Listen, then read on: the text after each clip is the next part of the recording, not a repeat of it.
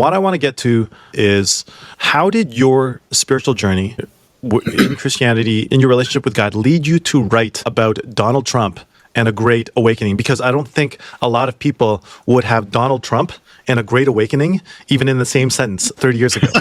Welcome to the Revo Report. We're inspiring faith with reason and reason with faith. Right? I mean, it's just ridiculous.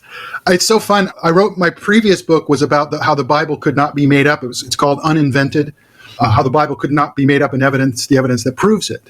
And one of the things that God always seems to do is choose the most unlikely people. You know, he uses, you just read through it and you're going, really? This is what he's using? Yes, because his glory is paramount, because, you know, he's God after all. So he gets the glory, and he loves sharing that with us. But unless we get that right, if we seek glory for ourselves, it's just not going to happen. And Trump, so I was born in 1960. So I grew up, you know, as an adult in the 80s, and Trump was ubiquitous. You know, he was everywhere. 90s, you know, had all his issues, but he was Trump, and he was a heathen. And I despised the man, literally. I mean, he just, this guy, you know. And a lot of conservatives would say the same thing. A lot of Christians would say. Christians, right. He's a womanizer. He's blah, blah, blah. He's narcissistic. He's materialistic. I would have had nothing. Well, I did have nothing good to say about him. So when he comes down the escalator, which now I look at as kind of a world-changing event, the first sentence in my book is, when Donald Trump came down the escalator, there was a rip in the space-time continuum. I mean, nobody knew. And it took me a long time. In October of that year, I told my wife, Donald Trump will never be president. I'm a prophet. But I listened to some people. Well, two things happened. One was the people with TDS, or Trump derangement syndrome, were so over the top, I thought to myself, nobody can be that evil. I mean, it's just not possible. And I started to become aware of his family, and his children were well-adjusted, ran his businesses, and loved their dad. That's okay. Right. You don't pull that off if you're some psycho narcissist. You just don't do that. And then I listened to Hugh Hewitt and Larry Arnn. Every Friday they have my daughter went to Hillsdale College, and I've been in love with Hillsdale since I was in college. And they have Hugh for Hillsdale every Friday. And they started talking about it, and Larry Arnn was talking dispassionately, and I'm going, okay. A year after he came down the escalator, we lived in Illinois at the time. We live in the Tampa, Florida area now. And I voted in the Illinois primary. And I was ambivalent. I didn't know, you know, if my mother-in-law had to talk me into voting for Trump. And it was Cruz or Trump. And so I did. When I voted, I kind of felt guilty. And yet, you know, I haven't looked back since. And just to see what's happened, I wouldn't have connected Great Awakening or anything spiritual to Trump. I mean, that's just not, you know. But 4 years, you see lies upon lies upon lies. And, well, the election was compromised, let's put it that way, of 2020, which the Democrats was the worst thing they ever did for themselves, was not allow Trump to win that second term, because it would have been nothing like this second term.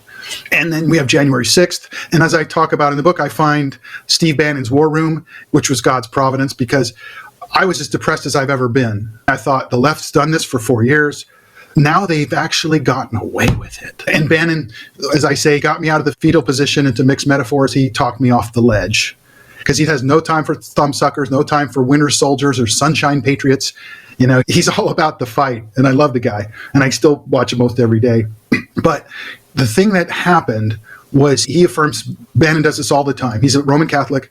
He said he affirms our agency, that we can actually change things. We're made in God's image. Of course we can change things.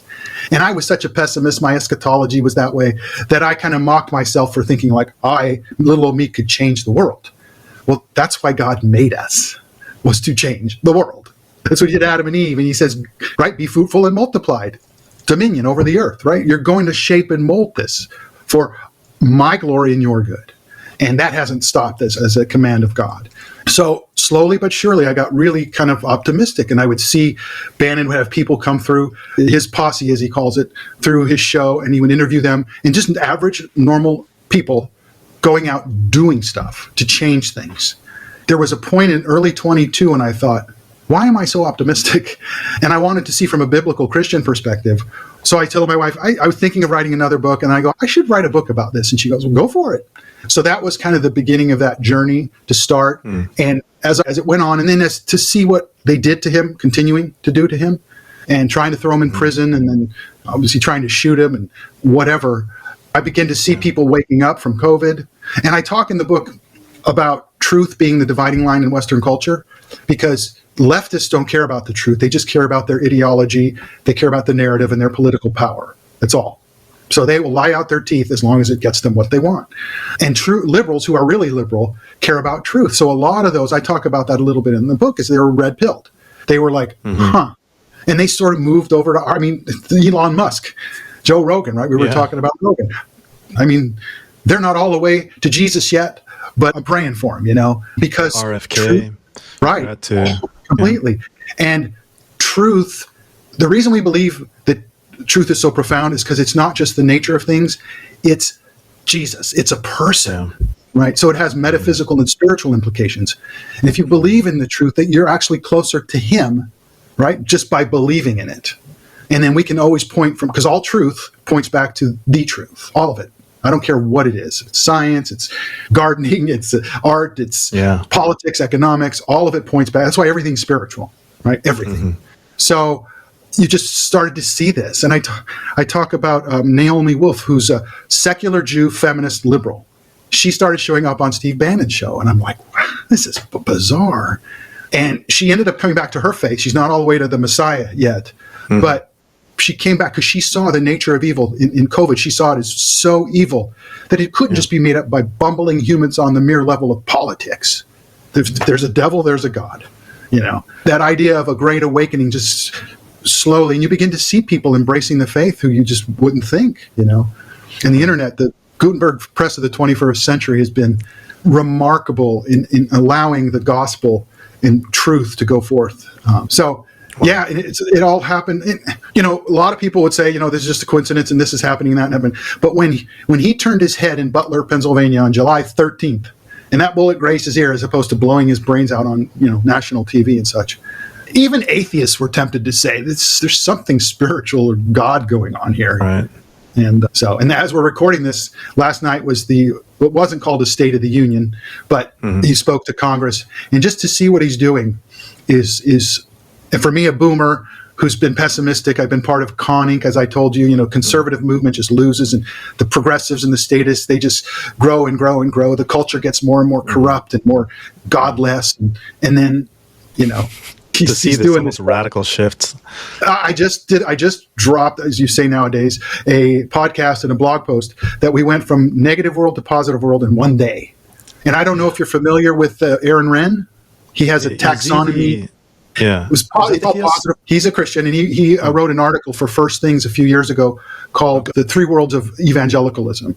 For most of American history, Canadian history as well, we had positive world because Christianity was seen as a net positive for the culture, right? Then went to neutral world in the 90s, Clinton and that on. So Christianity isn't bad or anything, but it's just neutral. Stay in your closet, your home and church, and you'll be fine. And then he says 2014. But with Obama in 2008, negative world commenced. Yeah, Christians are the enemies. Exactly. We're bad. Everything about us is bad, bad, bad.